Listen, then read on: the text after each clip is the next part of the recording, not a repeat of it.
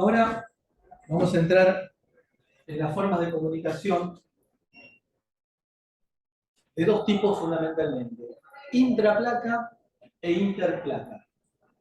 Interplaca es entre dos computadoras, distancias importantes, y ahí vamos a tener que hablar rápidamente de cuáles son las ventajas, las desventajas y qué nos conviene para cada caso.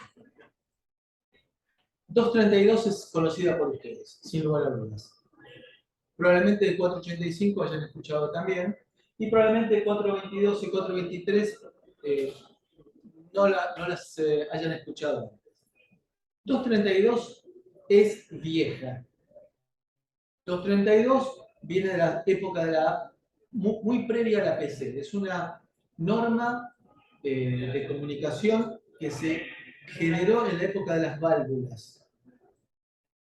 Con lo cual, estamos hablando de impedancia de salida alta, de parámetros distribuidos importantes, y por lo tanto, al tener impedancia alta, es muy susceptible al ruido. A ver, ¿qué significa? ¿Qué se induce en un cable? Tensión. Con ruido, tensión. Si esa tensión se encuentra con una impedancia alta, esa tensión me va a generar ruido en el equipo. Ahora, si se encuentra con una impedancia baja, va a producir menos efecto. Por lo tanto, RS232, pensado en la época de las válvulas, tiene serios problemas de ruido. Y aparte, tiene niveles de tensión altos. Fíjense que no es un valor, es una banda. El valor entre 3 volts y 12 volts es interpretado como un 0. Y entre menos 3 y menos 12 volts como un 1. Es decir, que es lógica negativa. Y acá hay una zona que se llama zona prohibida. ¿Qué significa zona prohibida? Significa que se rompe algo si aparece una tensión en ese nivel. No. Nadie garantiza que sea interpretada como 0,1.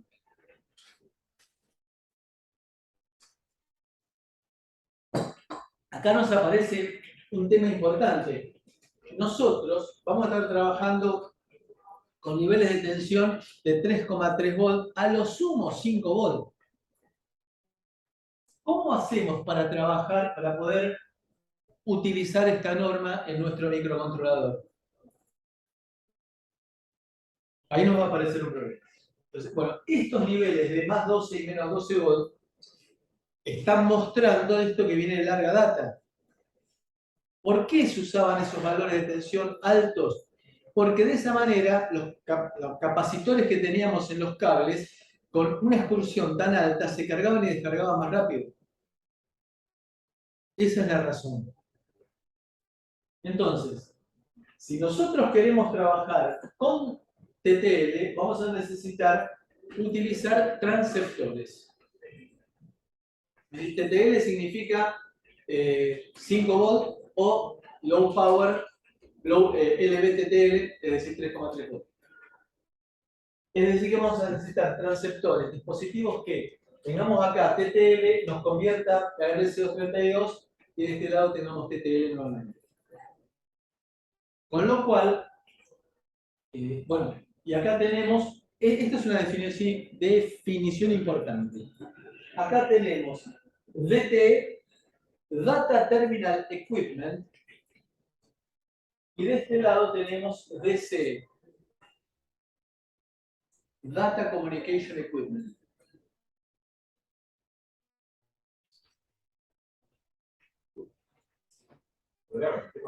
La primera.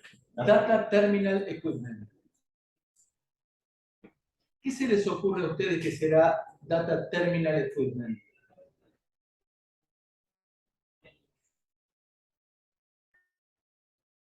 ¿Qué será? ¿Una computadora? ¿Una impresora? ¿Una terminal? ¿Un monitor?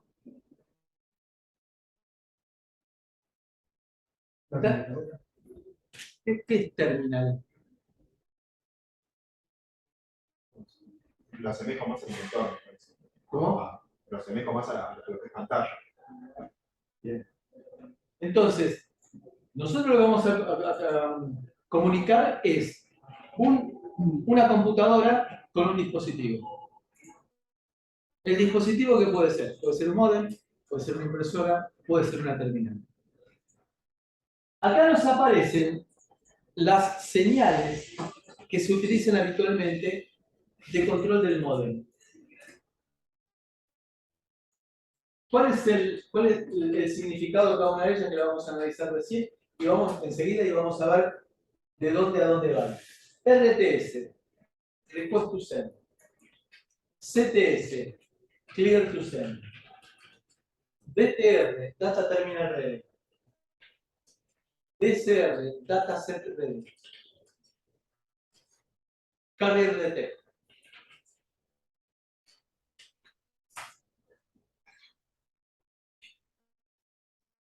Carrier Detect lo que significa es detecté portadora. Cuando se comunicaban los viejos módems telefónicos, había un momento en el cual empezaba con pitidos para decir estoy tratando de comunicarme y luego se producía un silencio. Todos esperábamos ese silencio porque el ruido de comunicación era insoportable. Ese silencio significa que se detectó portadora, es decir, que se estableció la comunicación. A partir de ahí era como si hubiera un cable entre el DC y el DTL. Entonces, significa detecté portadora, estamos en condiciones de comunicar. En el caso del APC,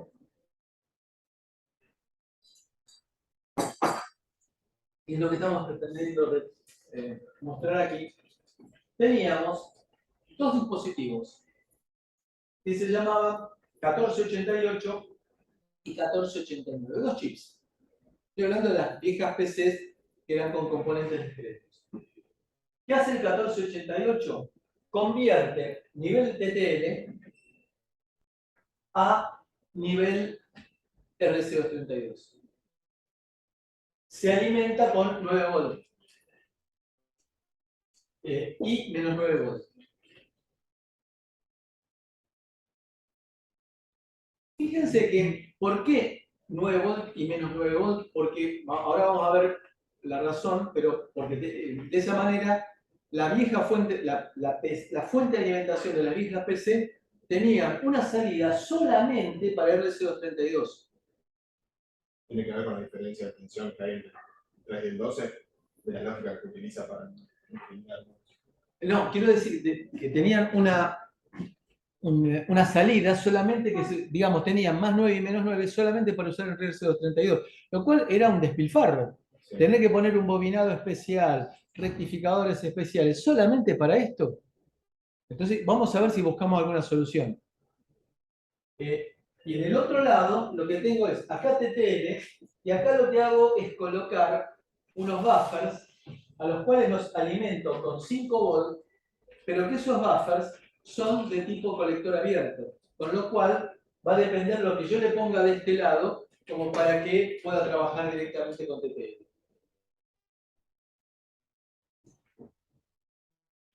Entonces, este era, ¿se acuerdan que lo mencionamos hace un rato, el 16550? 16550 que era la UART que tenía la vieja PC y que nosotros dijimos que nuestro Cortex tiene varias incorporadas. Varias incorporadas significa que son tal cuales. Son 16550. Los registros de control se llaman de igual manera. Los bits de estado se llaman de igual manera. Porque el 16550 pasaron los 30 años desde que se empezó a fabricar y por lo tanto se pudo copiar y usarlo tal cual, sin necesidad de hacer artimañas de cambiarle nombre el nombre a las señales.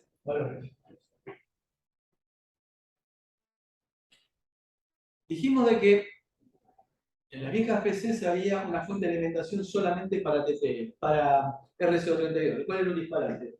Entonces lo que se hizo fue crear conversores, transceptores, que por un lado vamos a tener TTL, por el otro lado RC232. Pero fíjense que tenemos una sola alimentación de 5 volts. ¿Qué es lo que hace? Lo que hace es internamente generar 9 y pico de volts. ¿Cómo hacen? Con esos 5 volts hacen un oscilador. Entonces voy a tener 0,5. Y uso un enclavador. ¿Qué es un enclavador? ¿Vieron el esquema del rectificador habitual? Que es diodo, capacitor. ¿Sí? Acá es al revés. Es capacitor, diodo. Con lo cual, acá lo que hago es obtener, si analizo el funcionamiento, una señal montada en lo que se carga el capacitor. Es decir, voy a tener una señal rectangular montada sobre la tensión del capacitor, que será más o menos la tensión pico, sacándole la caída sobre el diodo, la tensión pico de la señal que ya existe. Con lo cual, lo que voy a decir es, voy a tener una señal de números redondos rectangular de 5 volts montada sobre 5 volts. Si eso lo rectifico y tengo en cuenta la caída sobre el diodo, y después de esto vendría un rectificador, me queda más o menos 9 volts. Entonces, internamente, con esos capacitores que ustedes ven ahí, que son de filtro, lo que se hace es el oscilador por un lado, el rectificador por el otro. Y tengo las dos partes, el conversor a más 10, en este caso, y el conversor de 5 volts a 10 volts, y después otro con el mismo principio que lleva de 10 volts a menos 10 volts. No se llegan a 10 volts, uno lo mide, tiene 9 y pico, pero entro en TTL. En el caso de 3,3 volts, lo que hago es caer en 6 volts, y 6 volts está dentro de TTL también, perdón, dentro de RC232 también. Entonces voy a tener, esto se llama MAX 232, el MAX viene de Maxim, que es una empresa que se especializó en hacer transceptores, y vamos a ver que tenemos MAX 232, MAX 485, MAX 423, un montón de MAX especializados. Hay un montonazo, para distintas cosas. Entonces, solucioné el tema de una fuente especial, con lo cual yo puedo hacer, piensen que era un lindo problema. Hago, hace muchos años, hace unos cuantos años, hago un equipo de adquisición de datos. ¿Cómo hago para leer esos datos? Hace unos años, por medio de una PC que tenía puerto serie, RS232. Entonces, ¿cómo hacía yo de mi equipo alimentado con baterías para generarme RS232? Bueno, esto me lo solucionó. Entonces, yo con un equipo con baterías podía alimentar la lógica digital de 5 volts y con esto obtenía los niveles necesarios para RS232. ¿Quedó claro? Bueno, tenemos distintos, este es para el caso de 3,3, que nos lleva de 3,3 a 6,6 y después de más 6,6 a menos 6,6 y de vuelta. La configuración es similar, pero pensada para trabajar con LVTTL. Acá hay algunas cosas para tener en cuenta, que es la aislación. En alguna época yo trabajé en una empresa que hacíamos relojes de control de personal, que se conectaban a una PC para leer los datos. El reloj de tarjeta magnética de control de personal. Siempre se recomendaba de que se conectara el reloj a la PC con los dos equipos conectados de la red. Nadie le daba pelota. Teníamos un tacho de basura llenos de MAX 232. ¿Por qué? Porque nadie me garantiza que cuando yo conecto un conector de los tradicionales, se conecte primero a la tierra. El cable de tierra, el ground. Por lo tanto, cuando los conecto, puede ser que se me conecte transmisión con recepción, pero que están levantados de tierra decenas de volts. Con lo cual, se pinchaba el transceptor por razones eléctricas. Entonces, acá lo que dice, por ejemplo, es que tiene más o menos 8 kilovolts de descarga de contacto. Digamos que están protegidos, en este caso en particular, tiene transformadores aisladores para lograr esa tensión del caso. Bueno, este es el caso que les decía, que acá se ve que tenemos unos transformadorcitos que se encargan de aislar galvánicamente la salida TTL de la RC232. La señal RC232, ¿cómo es? A ver, pensemos, mezclemos asincrónica con RC232. ¿Puedo hacerlo?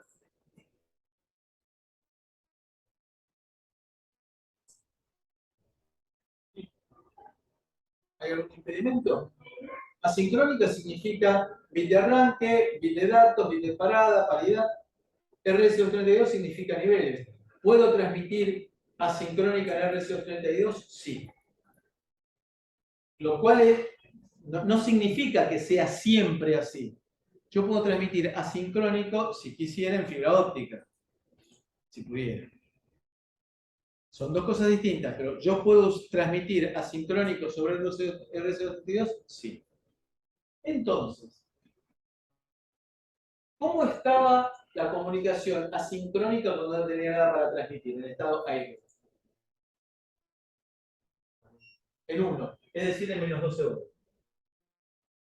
Acá me viene el bit de arranque. Luego me vienen los bits de datos. Luego tendré el bit de paridad. Y luego, fíjense, acá viene nuevamente el bit de parada y me quedo en el estado idle. Podemos interpretar esta señal, ¿de acuerdo?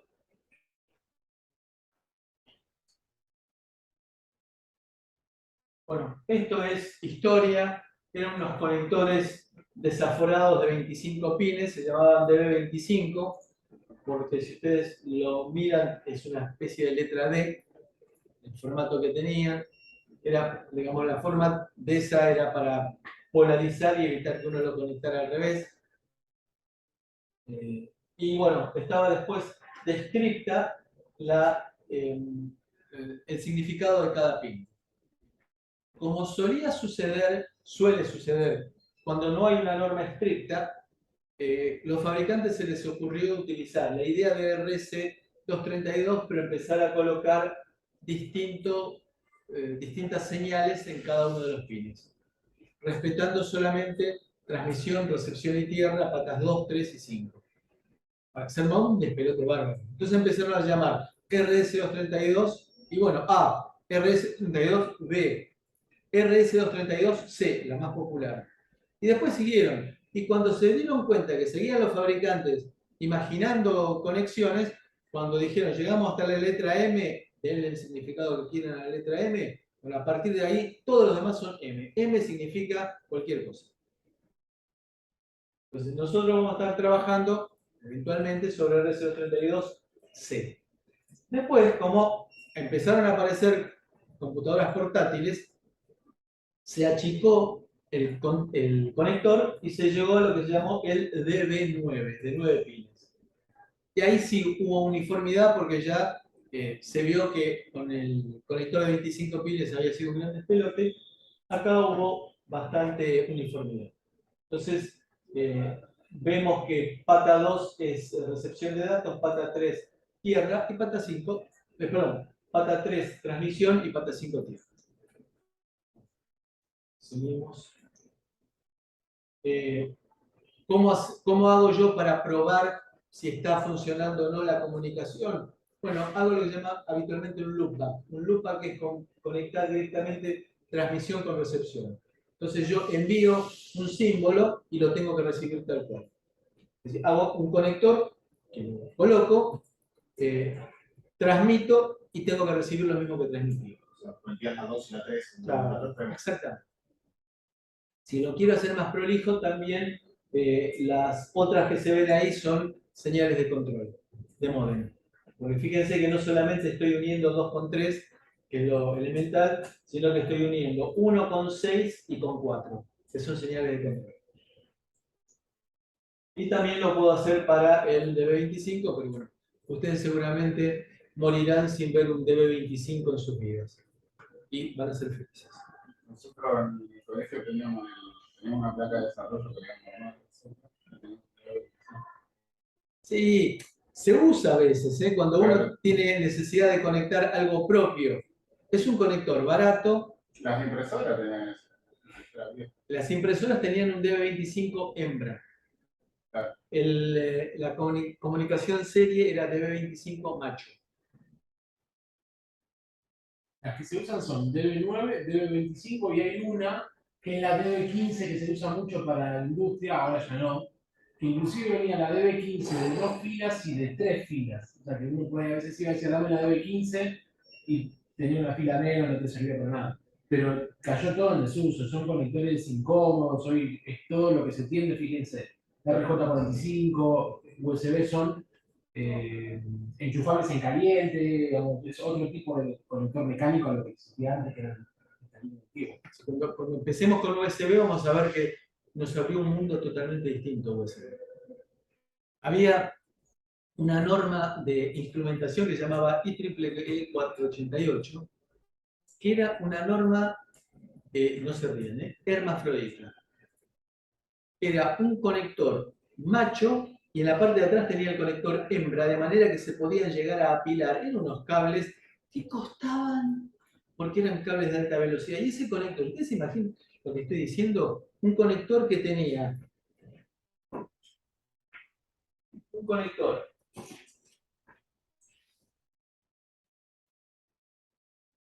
que tenía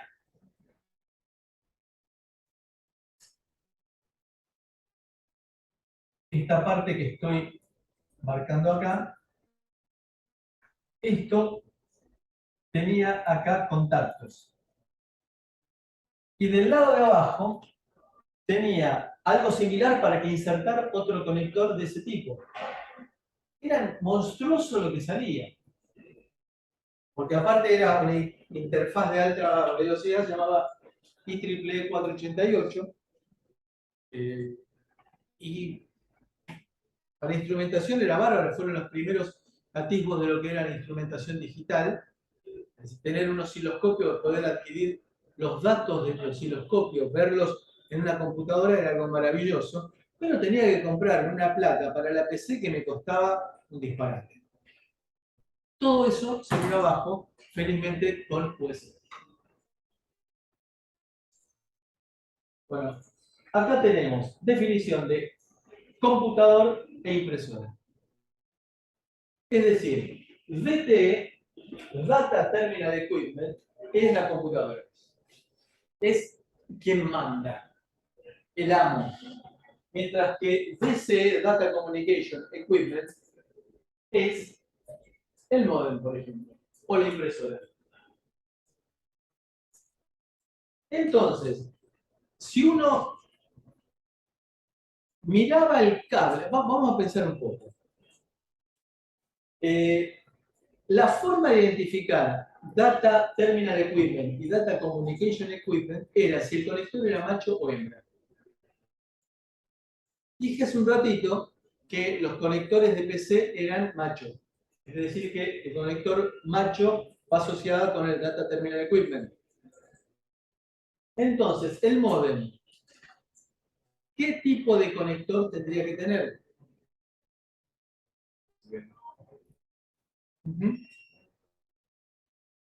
Tendría que tener un conector hembra. Con lo cual era un cable que tenía, para insertarlo en la PC, que tenía conector macho, un conector hembra. Y del otro lado, un conector macho para insertarlo en el hembra del modem. Y si quería conectar dos computadoras entre sí, necesitaba otro cable que fuera hembra-hembra. ¿Se dan cuenta? La vida era un infierno. Tenía que tener uno, había unas especies de percheros en los cuales uno tenía conectados un montón, porque no era solamente conectaba una PC con una PC, sino que una PC con una PC, otra PC con una impresora, otra PC. Bueno, entonces había un perchero colgado de cables, lleno de cables. Entonces, Data Communication Equipment, por ejemplo, modem, Data Terminal Equipment, por ejemplo, computadora. Request to Send es una señal que va del Data Terminal Equipment, de la computadora, al modem.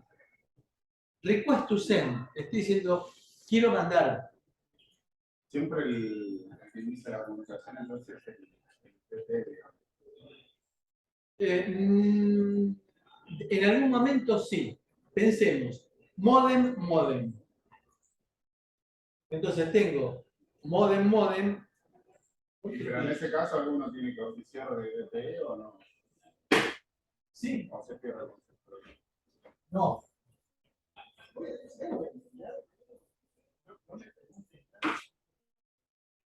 Acá tenemos entonces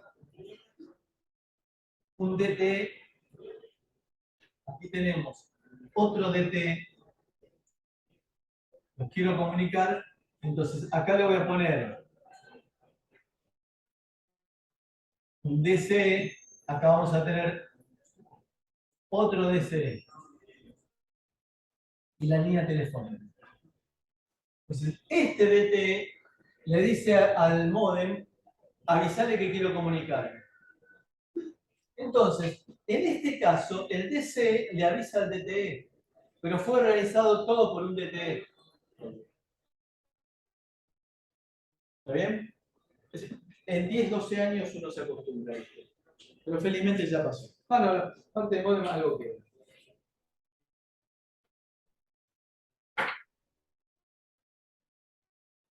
Entonces, request to send es un pedido de que quiero enviar. ¿Y qué me va a contestar el modem? Clear to send. Dale. Estoy limpio para que envíes. Es decir, se estableció la comunicación, ese clear to send me está diciendo, el módem está comunicado con el otro módem. Se estableció la comunicación, hay portadora. Entonces, dale, mandá. Y después tenemos Data Carrier Detect, es decir, lo que decíamos antes, que se estableció la comunicación y después de todos los pitidos de arranque, llega un momento en el cual se garantiza la conectividad. Entonces, Dataset Ready es una señal que va del módem a la computadora y Data Terminal Ready va de la computadora al módem. Esto es handshake. Es decir, envío un dato, lo tomé, mandé otro dato. ¿Se acuerdan cuando hablamos de interrupciones en su momento en Digital 3 que hablábamos de handshake? Handshake es apretón de manos, ponerse de acuerdo. Ahí va dato, dato tomado.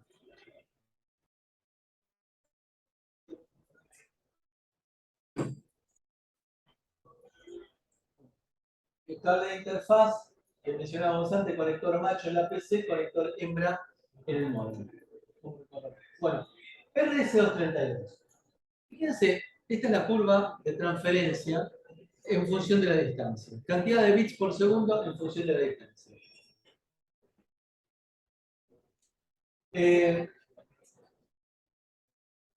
Acá vemos que, fíjense que estamos hablando de una velocidad de porquería de Morondanga, 9600 bits por segundo.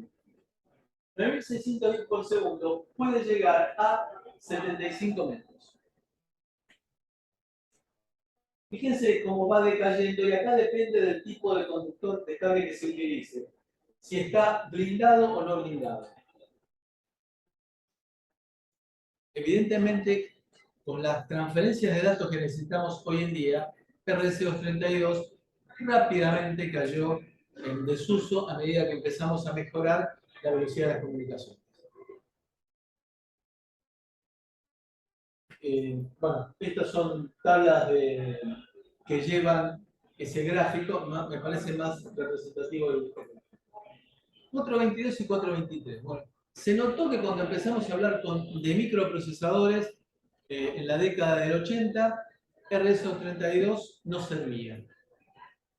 Entonces se optó por alternativas, mejoras, pero fueron parches. Entonces, acá nos aparece 423. 423 es una variante de 232, en el cual ya en la década del 80 existían transistores y circuitos integrados. Entonces, dejémonos de jorobar con la alta impedancia que tenía 232, bajamos la impedancia y con lo cual vamos a ver que mejoramos la velocidad. Observen ustedes que lo que está en verde aquí es para 423. 423 toma el cero lógico entre 3,6 y 6 volts. Y el 1 lógico entre menos 3,6 y menos 6. Es compatible con TTL. Es decir que si yo tengo una salida RS423, puedo excitar una entrada TTL y la entrada TTL lo interpreta como 0 y 1. Al revés, lo hago pelota. Porque si le meto 12 volts a un dispositivo que está pensado para trabajar con 6 volts, lo hago pelota.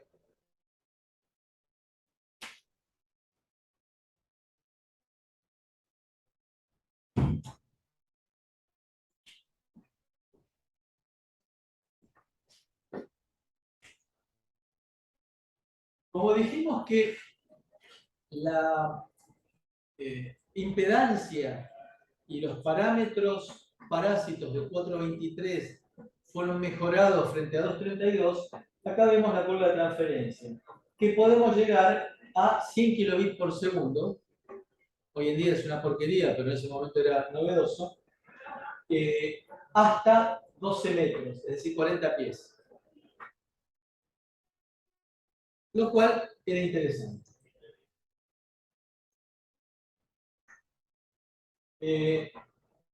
422. 422 fue una mejora, pero por el otro lado, fue diferencial. Al ser diferencial, lo que importa es la diferencia de tensión entre la línea A y B. Y se logra con excursiones mucho más chicas.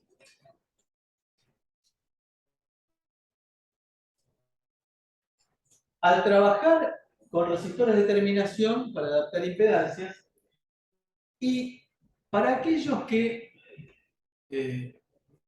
alguna vez hayan viajado en el ferrocarril Sarmiento, antes de que tuvieran los paneles actuales con LED, existía un sistema que un día uno dice que primitivo, eran unos cartelitos que iban girando, que iban rotando, marcando cada tren, el tren que estaba en cada andén, en qué estaciones paraba.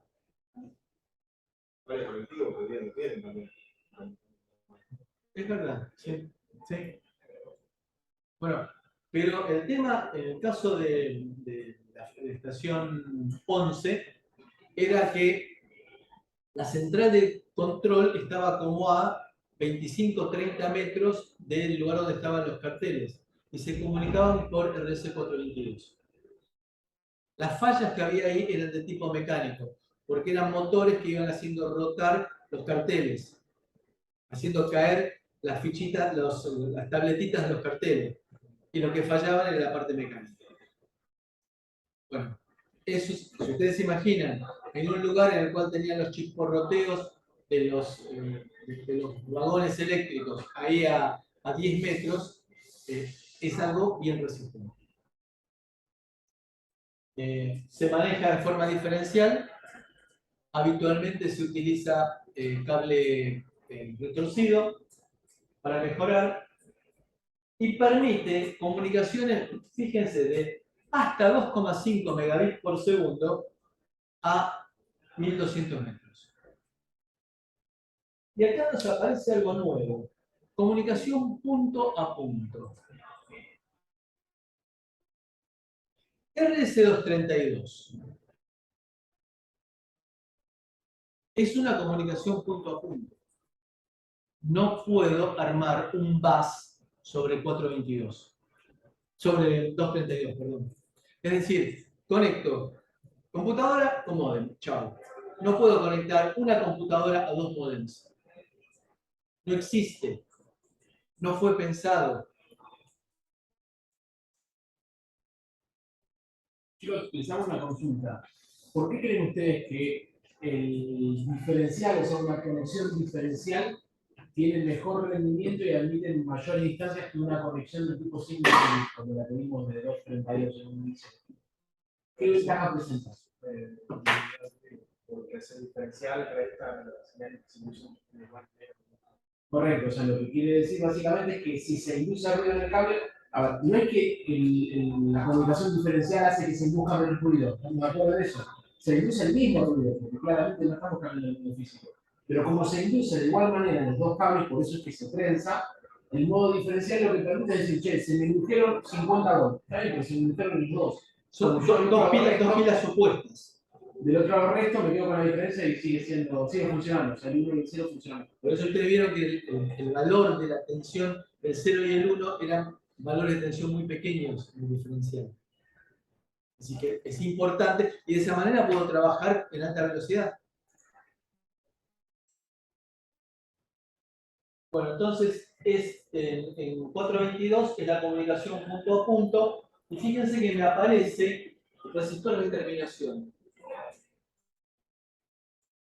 Porque hay algo que es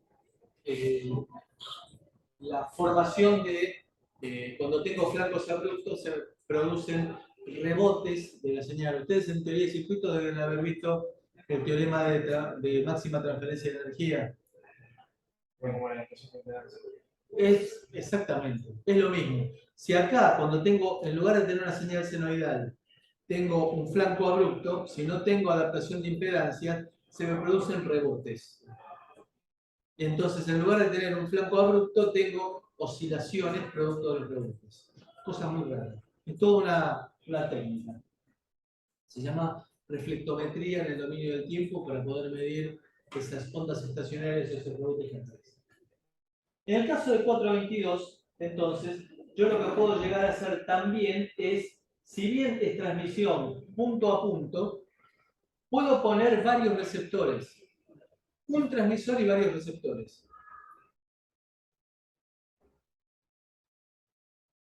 Es decir que la comunicación sigue siendo unidireccional. En ese caso recibirían todo lo mismo. Claro, claro. Y no me pueden responder. No tengo forma de que me respondan. Acá.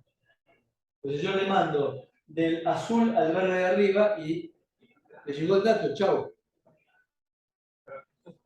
¿Cómo se llama? Esto es punto a punto.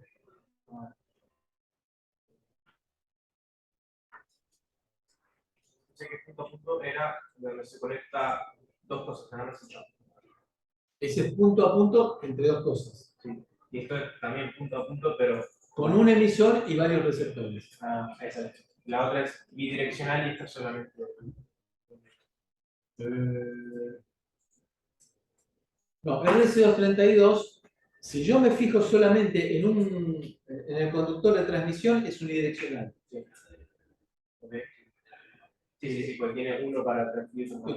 Ahora justamente vamos a ir a ver otra configuración que nos soluciona. Bueno, acá vemos que con 422, con toda la historia que hemos hablado recién de la inmunidad al ruido, de aumentar la velocidad, podemos llegar a 10 megabits por segundo a 40 pies, es decir, 12 metros. Nos sacamos, no quisiste poner punto multipunto por casualidad. Sí, es multipunto. El multipunto significa un emisor, múltiples receptores. 485. 485 hoy en día es ampliamente usado. 232, 422 y 423 son utilizados en forma esporádica, no para nuevos diseños. Existen transceptores MAX 422, MAX 423. 485, y acá se nos abre un mundo de posibilidades. 485, fíjense ustedes, este es el MAX 485. ¿Qué es lo que notamos? Que tengo dos cables, en este caso, en el cual transmito de izquierda a derecha y transmito de derecha a izquierda. Entonces, en esta configuración que estoy poniendo yo acá, es half duplex.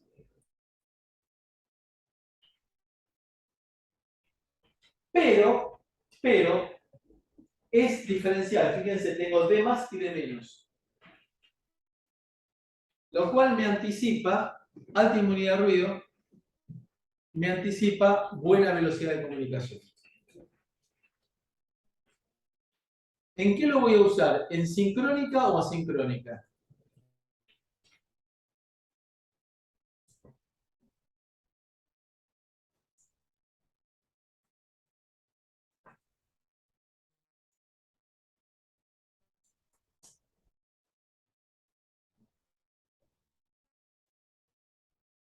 ¿Qué tiene que ver Borges con el tocino? Puedo usarlo sincrónica, asincrónica o mandar el protocolo que a mí se me ocurra.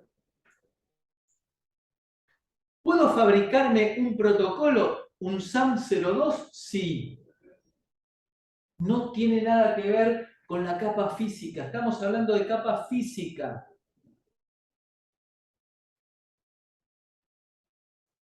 Entonces, permite hasta 32 cargas. Y puedo llegar a armar, miren esto, por favor. Esto es un bus.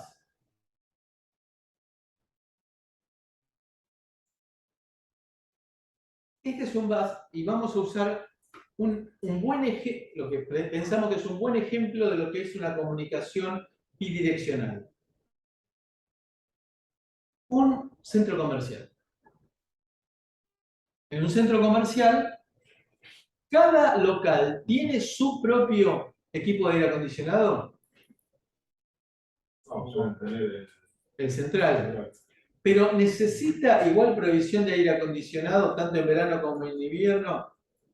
El McDonald's está lleno de gente con hornos y con energúmenos que se van corriendo de un lado para el otro, consumiendo energía, que un local de venta de ropa femenina en el cual tengo que tener mayor cuidado porque hay poca gente, las mujeres se cambian la ropa, es decir, tiene que estar con otro clima. Tengo un solo equipo de aire acondicionado para todo el edificio. Entonces, ¿qué hago? Lo que hacemos que se hace en esos casos es colocar unas compuertas que se regulan, se abren más o menos. Se mide la temperatura interna y se deja pasar más o menos aire. Ahora bien, pensemos cómo es el mecanismo.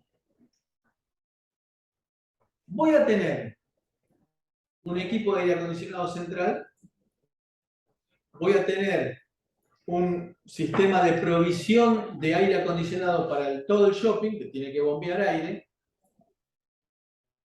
Entonces, voy a tener uno o varios transductores que por comodidad y por costo, voy a tener una microcomputadora en cada local. Esa microcomputadora va a estar dialogando con una computadora más importante que va a estar pegada al equipo de aire acondicionado, diciéndole, yo quiero que acá haya 21 grados y en este momento tengo 18. Entonces, ¿por qué es ese diálogo? Porque de esa manera le tengo que decir al equipo de aire acondicionado central, manda más aire o manda menos aire, porque yo voy a consumir un poquito más. Y voy a mover las paletas para que entre más o menos aire. Ahora bien, ¿Cuántos cables voy a usar?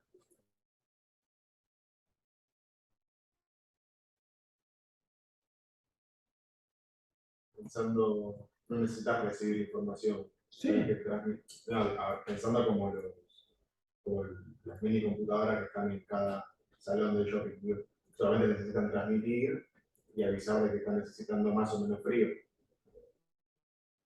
O Sí. eso, pues también son las que van a regular las paletas. Es que ahí hay un diálogo en el cual, y por favor, no me tiren abajo el ejemplo que quiero poner porque voy a tomar represalias si me tiren abajo el ejemplo, así que no lo critiquen.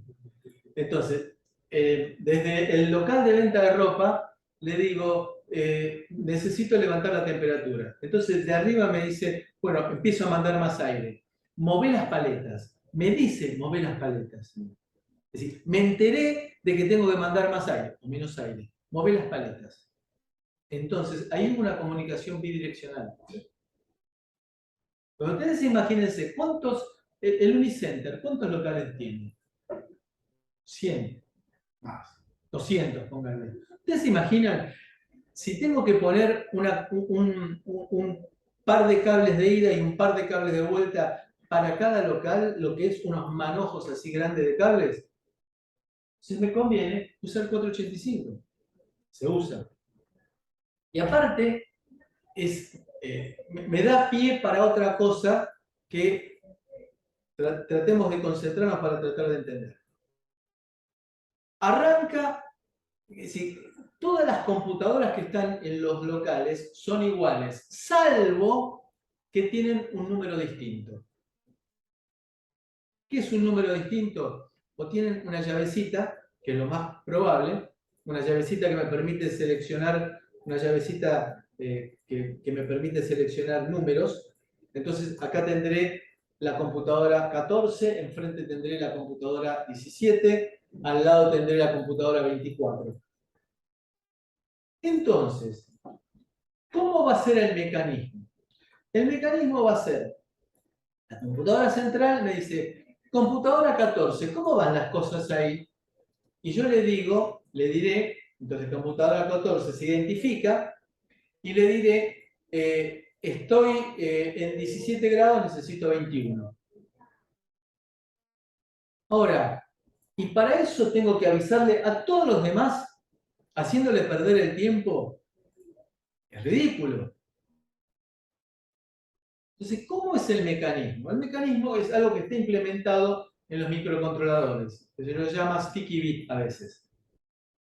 ¿En qué consiste? Computadora central manda un mensaje a todo el mundo, diciéndole, computadora 14, ¿cómo estás? La única que se va a enterar es la computadora 14, porque viene en el paquete de datos, dice 14. Entonces, la 17 ni se entera, la 25 dice, no es para mí. Entonces la computadora 14 dice, acá estoy. Bueno, entonces, entremos en un lenguaje particular. ¿En qué consiste el lenguaje particular? Es, los mensajes que van para todos y generan interrupción en todos van, por ejemplo, con un bit, lo que sería para nosotros el bit de paridad, en 0. Entonces, cuando me viene con el bit de paridad en 0, se genera interrupción para todos. El 14 dice, acá estoy. Entonces, la computadora central y la computadora 14 empiezan a intercambiar bits, cambian su modo de trabajo, de programación, solamente con ese sticky bit, el bit de paridad en 1. Nadie más se entera, porque todos están preparados para generar interrupción cuando ese bit, ese noveno bit, esté en 0. ¿Está claro? A partir de ahí, entonces, se establece la comunicación solamente entre la computadora central y la 14. Cuando terminan, la computadora 14 dice, ok, ya está bien la temperatura, por ejemplo. Entonces, dice, bueno, la computadora central dice, terminamos la comunicación. Chau. Pasan los dos a trabajar con el bit en 0, con el noveno bit en 0. Y ahí era, computadora 17, ¿cómo están las cosas? Y se restablece esa comunicación privada entre la computadora central y la 17. no está previsto en esto que estamos diciendo nosotros que se comunique la 14 con la 17. Porque no tiene sentido. Nada desde el punto de vista teórico lo impediría. Entonces acá lo que tenemos es dos cables, resistores de terminación en las puntas para adaptar impedancias, y tenemos cualquiera se puede comunicar con cualquiera. Pero al tener solamente dos cables es half duplex.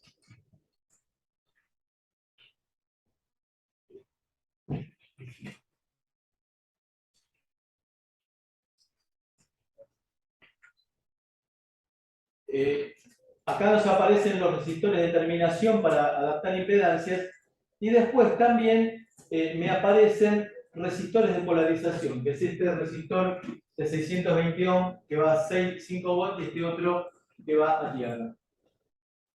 Y por supuesto, en los extremos, resistores de terminación para adaptar impedancias. Acá tenemos entonces la comunicación half duplex. Acá estamos mostrando el MAX 485 que me permite trabajar en half duplex y full duplex. Vamos a ver cómo. Si yo elijo half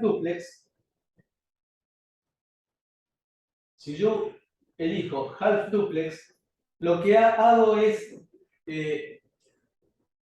habilitar por medio de la patita R, lo que hago es habilitar o deshabilitar la transmisión en 4 cables.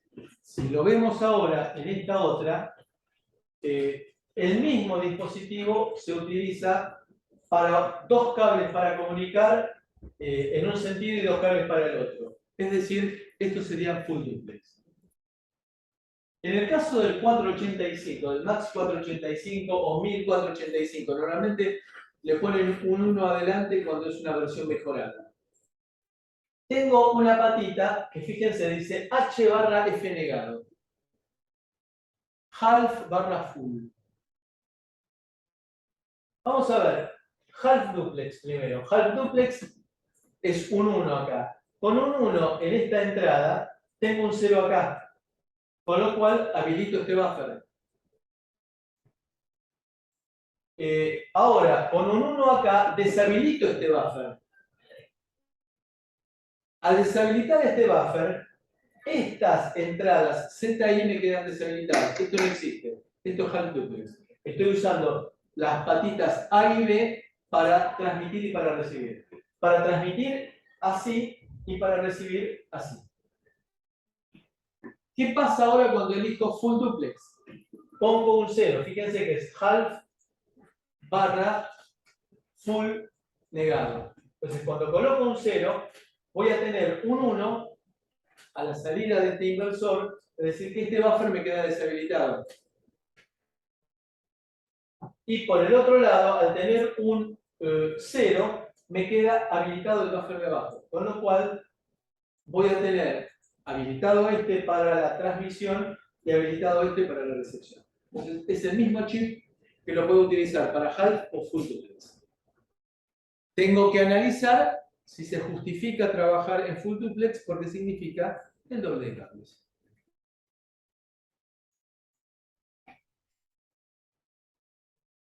En el caso que mencionamos antes del centro comercial, ¿qué me conviene? ¿Trabajar en half duplex o full duplex?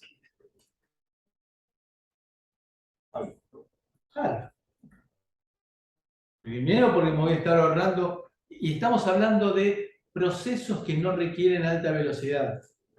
Los procesos térmicos son lentos. Entonces, no hay ningún problema en que haya un diálogo de a 1 por vez. Y me ahorro un montonazo de cobre. Bueno, acá no se ve probablemente ustedes en la computadora lo vean mejor, pero bueno, esta es la implementación de un bus completo de múltiples estaciones. Recuerden que acá lo habitual es tener computadoras idénticas en las cuales se selecciona el número de computadora por medio de alguna llavecita, preferiblemente a incorporarla en la memoria flash. ¿Lo puedo incorporar en la memoria flash? Sí. El problema es que si tengo que hacer un service, tengo que llevarme, si tengo 50 placas distintas, tengo que llevarme 50 placas. Me conviene entonces tener unas llavecitas que me permitan seleccionar el número de placa y llevarme una sola de repuesto. Entonces, puedo utilizar, por ejemplo, 485 cuando quiero medir la velocidad de un motor a distancia. O cuando quiero medir la corriente trifásica del motor, suponiendo que el motor, lo cual es habitual, es un dispositivo ruidoso eléctricamente. Entonces, 485 tiene la gran ventaja de que es bidireccional, mientras que 422 puedo tener un generador y hasta 10 receptores en comunicación simplex. Recuerden, simplex era unidireccional.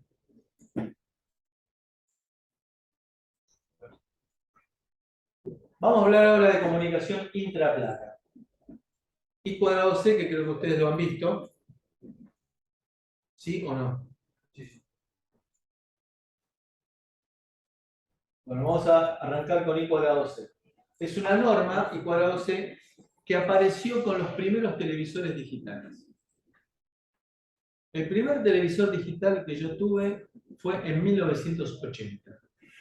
Un Hitachi, que tenía 8 botones para seleccionar canal. ¿Sí? Tenía 8 push buttons para seleccionar 8 canales. ¿A quién se le ocurre 8 canales? Cuando en Buenos Aires había 5. ¿8 canales? En ese tipo de televisores apareció el cuadrado C. Porque Philips se dio cuenta que los sintonizadores que existían hasta ese momento eran sintonizadores rotativos que tenían un montonazo de contactos, eran sintonizadores LC, es decir, tenían bobinas, inductores y capacitores. Y eran unas plaquetas con un montón de contactos y que cuando uno movía el selector de canales, se movían un montón de contactos. Era terrible como fallaban. Aparte, se ensuciaban. Había que llamar periódicamente al service que venía, hacía una limpieza y si era necesario cambiaba alguna placa de algún canal porque se había gastado al girar. Entonces Philips dijo, esto es un despelote. Entonces empecemos a hacer un sintonizador digital fácil. Bueno, no era difícil de hacer. El tema es que la placa de control seguía estando lejos y tenía que pasar al lado, televisor de tubo por supuesto, al lado de la alta tensión con todos los problemas. Entonces, lo que se le ocurrió es una lógica muy sencilla por medio de una comunicación que se llamó I cuadrado C. ¿Por qué I cuadrado C? Es IIC, Inter-IC, entre circuitos integrados. Y como les gusta a los yankees, que TTL lo llaman T cuadrado L, IIC lo llamaron I cuadrado C. Y se popularizó. Entonces, es una norma de 2 hilos, 2 cables, que fue creada por Philips y después fue adoptada por un montón de empresas. Al tener 2 cables solamente, tengo que mandar por esos 2 cables la información de con quién me quiero comunicar. Es decir, que tendré que enviar un direccionamiento por esos cables. Son 2 cables, pero claro, tengo que pagar la demora de lo que sería el direccionamiento. Entonces, me permite trabajar típicamente con 400 kilobits por segundo y una versión mejorada de 3,4 megabits por segundo, pequeñas distancias. Claro, piensen, dentro del televisor, yo no voy a usar I cuadrado C para comunicarme con el fondo. Lo voy a usar para medir la temperatura en la plaqueta. Le voy a colocar un termómetro digital que esté en la plaqueta. Voy a conectarme con un conversor analógico a digital especial que está dentro de la plaqueta. Pequeñas distancias. Me permite, claro, memorias E cuadrado PROM. ¿Para qué? Un ejemplo. Tengo una máquina extrusora de plástico. ¿Qué es una extrusora de plástico? Es una máquina que al cual le coloco matrices y le coloco granitos que se llaman pallets de plástico. Entonces, dejo caer esos pallets de plástico, comprimo con la matriz, levanto temperatura, fundo, sigo comprimiendo y de un momento en el cual le inyecto aire frío y se abre. Y me salió un balde. Bien. Ahora digo, no, me va bien con los baldes, entonces voy a fabricar palanganas. Entonces mando a fabricar una matriz de palangana. Me cuesta un ojo de la cara. Llamo entonces a José Palangana y le digo, bueno, prepárame para que funcione bien. Entonces, José Palangana empieza a ajustar y prueba y salen unas palanganas espectaculares. El tipo que ajustó temperaturas, tiempo, todo ese tipo de cosas. Entonces, viene el empleado distraído que tengo, me patea el cable y me desenchufó la extrusora de plástico. Tengo que llamar a José Palangana y me va a cobrar. Obviamente es ridículo lo que estoy diciendo. ¿Qué es lo que haría yo en ese caso? Lo llamo a José Palangana y los datos que ajustó los guardo en la memoria. Lo primero que se me ocurre es guardar la memoria flash del microcontrolador. Es buena idea. ¿Está bien? Ahora, estamos en producción. Me empieza a fallar la extrusora. Es la placa de control. Opción A. Viene el técnico con el analizador lógico, 3 osciloscopios, 4 multímetros y se pone con todo ese equipamiento a estar mirando a ver dónde está fallando la placa de control y tengo al dueño de la extrusora que se pagó $20.000 en una matriz diciendo tengo que fabricar baldes. ¿Se imaginan que el tipo empieza primero a tamborilear los dedos y después se agarra la masa y me empieza a dar en los dedos? Entonces, ¿cuál es la solución ahí? Saco la placa, pongo una placa nueva y la reparo en el laboratorio. Pero me falta un detalle. Configurarla. Tengo que llamar de vuelta a José Palangana. Bueno, si tenía los datos guardados, no solamente en la flash de la placa que retiraste. ¿Quién, el dueño, se va a poner a copiar esos datos? No, pero las fábricas están en el sector de ingeniería. Ahora, y en ese caso, ¿no es más fácil guardarlo en una memoria E cuadrado PROM, por ejemplo, de pocas patitas y que esté montada en un zócalo? Toda la configuración.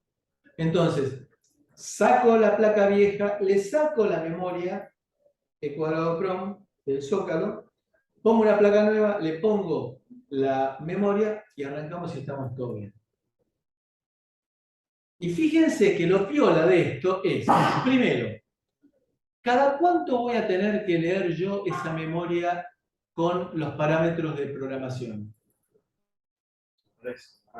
Cuando arranca. ¿Me importa que sea lenta? No. ¿Por qué? Porque lo leo, lo guardo en RAM y trabajo en RAM. Es decir, ¿puede ser una memoria a la cual acceda en forma serie? Sí. ¿Y qué ventaja tiene acceder en forma serie? En este caso. Imagínense una memoria de 2K bytes que yo acceda en forma paralelo. Un montón de patas. 2K de direccionamiento significa 11 líneas de direcciones, más 8 de datos, más 2 de alimentación, más de control, 24 patas. Mientras que si, aparte, un zócalo así grandote, área de impreso grandote, K. Entonces, Si yo coloco una memoria serie, es una memoria de 8 patas. ¿De acuerdo? Entonces, bien, con todo esto llegamos a decir que se nos abre un nuevo mundo al pensar en memorias I cuadrado C, memorias EEPROM I cuadrado C. Relojes de tiempo real, si fuera necesario, traductores de temperatura para medir, eso lo tienen las PCs actuales en las cuales tienen chips para medir la temperatura en el mother. Lo minimizo, me parece.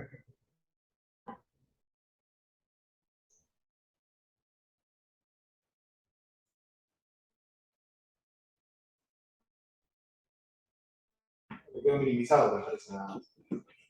Altar.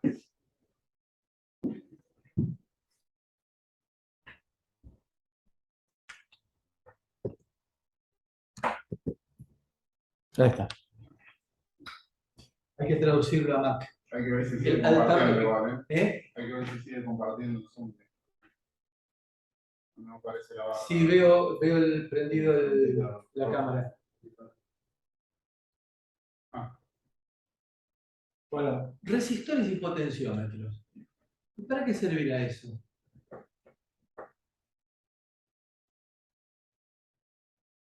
Hemos dicho el control de ganancia. Típicamente. Es decir, si yo quiero amplificar digitalmente porque tengo un conversor analógico a digital con un rango dinámico importante, necesito colocar un amplificador de ganancia variable para el cual necesito resistores variables.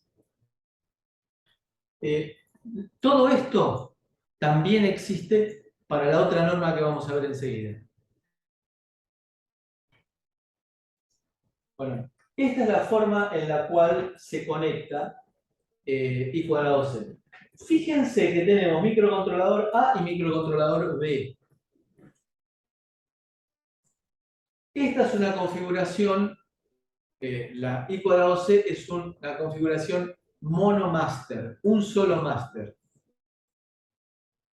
Y podemos tener múltiples esclavos. Lo que sí se puede hacer es que temporariamente uno de los máster abandone voluntariamente su acción de máster y se la ceda a otro.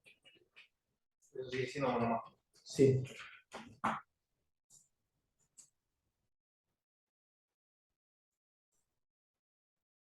Entonces, ahí me aparecen por primera vez el nombre de las señales. ¿Qué será SCL? Creo que era el clock. Sí. Serial Clock. Creo que es el clock. ¿Quién pone ese clock? Maestro. El maestro.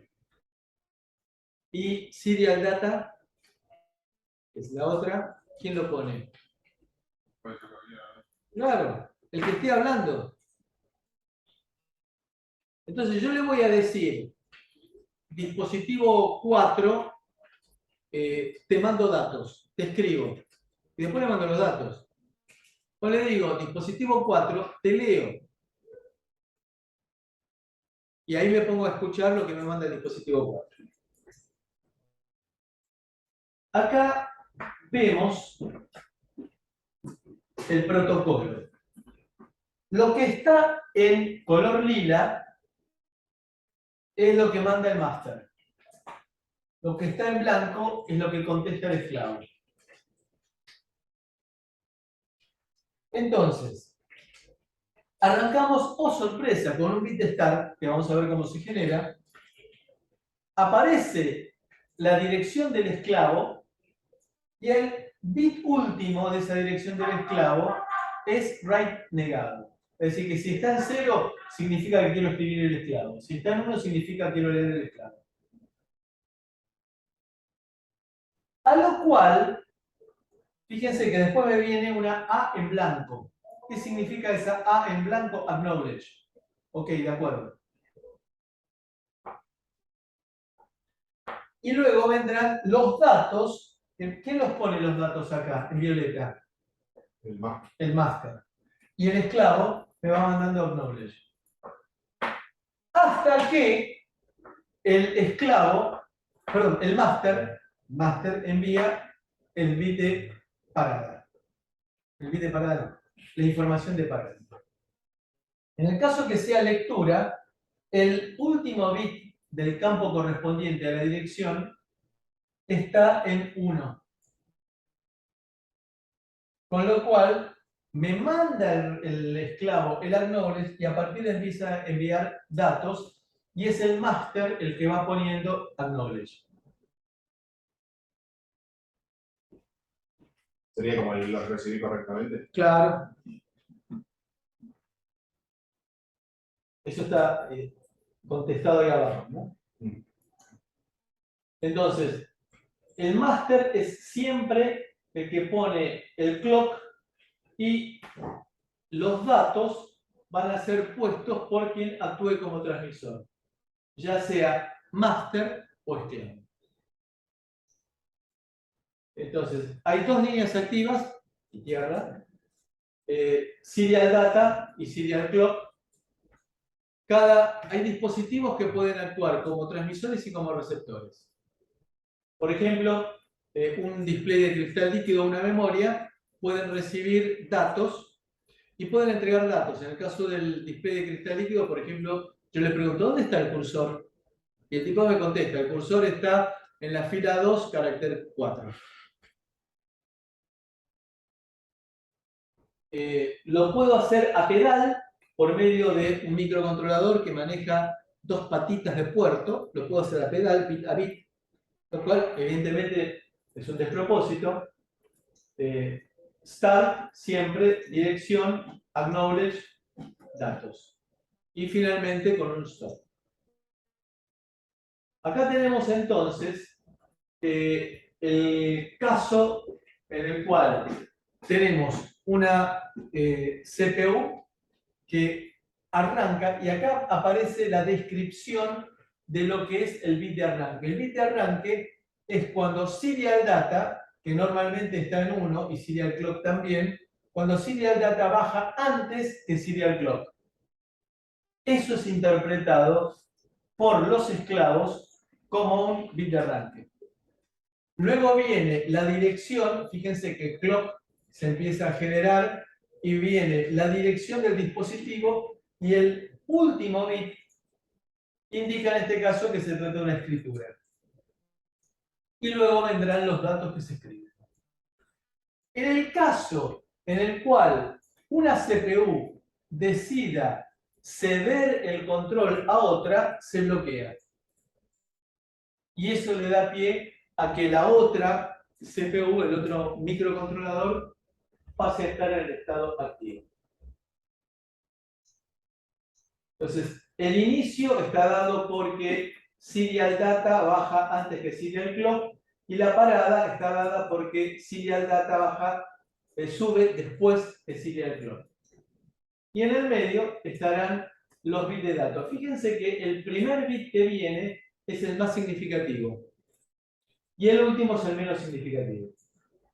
En este caso, el bit 0, que es el menos significativo, es el indicador de lectura o escritura.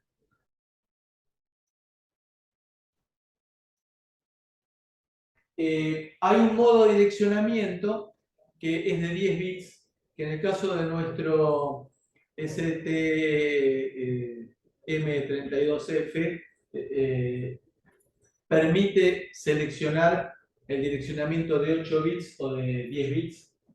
Hay direcciones que están reservadas, que no se pueden utilizar para los dispositivos. Y acá, bueno, esta es otra vista de lo mismo. El maestro es el microcontrolador y el conjunto de dispositivos esclavos solamente conectados con dos cables. Y acá con colorcitos dibujada la identificación del start con el desfasaje temporal entre serial data y serial clock. En nuestro caso, entonces, lo que tenemos es que permite convertir internamente. A ver, dijimos antes que el microcontrolador puede manejar a pedal y cuadrado C. Sí, es un desperdicio. Entonces me conviene tener una interfaz que sería equivalente a la UART que habíamos visto anteriormente, una interfaz en la cual yo le diga, quiero escribir a tal dispositivo tal información. Se lo tiro y la interfaz se encarga de generar todos los bits y todos los desfasajes. Y análogamente, cuando recibe datos, lo guarda en un buffer y me avisa, llegó un dato. En este caso, se puede trabajar con I²C estándar hasta 100 kHz o rápido hasta 400 kHz. Esto es lo que nos permite nuestro micro. Puede trabajar en 4 modos distintos y que son bastante obvios. Transmisor esclavo, receptor esclavo, transmisor máster, receptor máster. Es decir, que es totalmente versátil.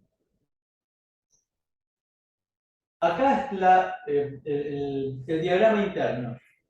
Acá nos aparecen los registros de control y de estatus, que estos son los nombres que tienen dentro del esquema. De vuelta, fíjense en el capítulo que dice I²C, en la hoja de datos que está en la parte de arriba que dice biblioteca en el campus virtual.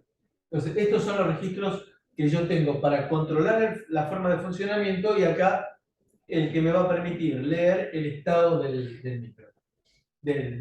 Tiene de la interfaz. Acá tengo un filtro de ruido incorporado que me permite, claro, puedo llegar a tener un ambiente interno de la propia placa ruidoso y que eso entonces me impide la lectura apropiada. Tanto para Serial Data como para Serial Clock tengo ruidos, detector de ruido. Acá, bueno, registro de datos, registro de desplazamiento para serializar los datos que salen por Serial Data. Esto es bidireccional, es decir que, fíjense, que cuando recibo datos uso el mismo shift register para paralelizar los datos y mandarlos al comparador para ver si es la dirección con la cual me quiero comunicar. Hacer el cálculo de errores y después comunicarme con el microcontrolador, con la CPU del microcontrolador. Entonces, la lógica de control me va a generar interrupciones cuando llega dato o cuando necesita datos, y después voy a tener la generación de acknowledge y del acceso directo a memoria para desentenderme del manejo de los datos que me llegan. Bueno, este es el esquema de los registros. Como ustedes verán, es bastante importante la cantidad de programaciones que podemos hacer, ¿no? Puedo conectar dispositivos. En el caso de las memorias, puedo conectar varias memorias en paralelo. Para lo cual hay muchas memorias que tienen patitas para que yo las seleccione. Son memorias idénticas, solamente que voy a tener llavecitas o soldaduras para que esta sea la memoria de dirección 0, esta sea la memoria de dirección 7. Y ahí puedo colocar 8 memorias distintas. Entonces, vendrá por la línea de Serial Data a todas en paralelo y cada una va a identificarse de acuerdo al estado que tenga esas patitas. Va a haber una parte de la dirección que es fija para decir es una memoria y hay una parte de dirección que es ajustable para esa memoria para identificar si es la 0 o la 8. Bueno, estas son memorias que depende de la cantidad de líneas y direcciones que tenga, me permite manejar hasta 8 memorias distintas de 64K, es decir que puedo armar un banco de 512K. SPI. Bueno, SPI complica ligeramente el hardware, me permite mejorar la velocidad y la transferencia de datos. ¿Por qué? Porque el modo de direccionamiento es por hardware. Entonces, voy a tener una especie de chip select, en la cual, fíjense que aquí tengo 3 esclavos, a los cuales esos 3 esclavos tengo una señal de SS1, será slave select 1, SS2, SS3. Acá tengo serial clock, siempre generado por el master. MOSI es master output slave input. Y MISO, ¿qué será? Output. Entonces, fíjense que me ahorré toda la parte de enviar la dirección por el bus, con lo cual mejoro la transferencia. Pero complico ligeramente el hardware. Arriba tenemos la comunicación en el cual solamente hay un esclavo.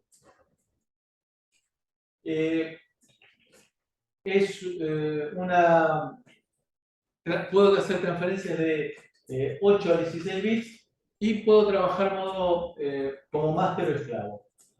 En el caso de nuestro microcontrolador, la configuración es más sencilla que cuadrado C, porque no tengo que tener un comparador, como habíamos visto que tenía, que decodificaba la primera palabra y decía, ¿es para mí o no es para mí? Sino que acá tengo el Shift Register, que se utiliza tanto como para transmitir como para recibir. Y tendré un buffer de recepción y un buffer de transmisión. La lógica es mucho más sencilla. El baud rate generator para generar la velocidad de comunicación y una lógica de control con un número un poco más reducido de registros de control. Por último, I cuadrado S, y nos vamos a cenar. I cuadrado S es una variante de SPI en el cual esto fue pensado originariamente también por Philips, en la cual se utiliza una interfaz serie de comunicación en la cual se envía información, por ejemplo, por el mismo bus al canal izquierdo y al canal derecho del sistema de audio. Para lo cual, antes teníamos modem, ahora vamos a tener codec. Codec es la abreviatura de codificador de codificador. Por lo cual, vamos a ver. Con lo cual, lo que hago es, tengo un serial clock. Entonces tengo una señal que me permite elegir canal izquierdo o canal derecho. Y mando el serial data. Entonces, eso lo genera el micro.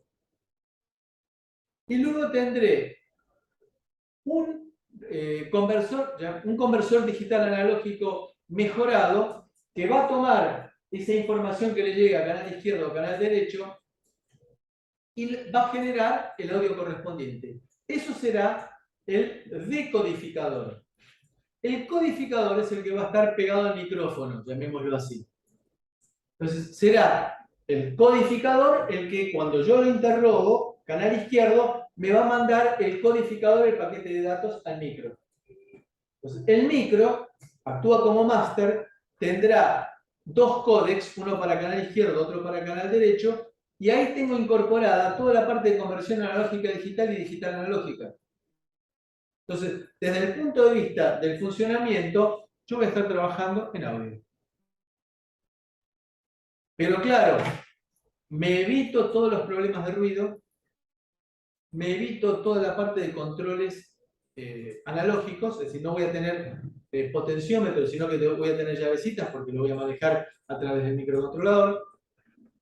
Y el microcontrolador lee los pulsadores y digo más volumen o menos volumen, lo que va a hacer internamente es decirle al códec aumentar la ganancia del conversor digital analógico. El amplificador a la salida del conversor digital analógico. ¿Preguntas?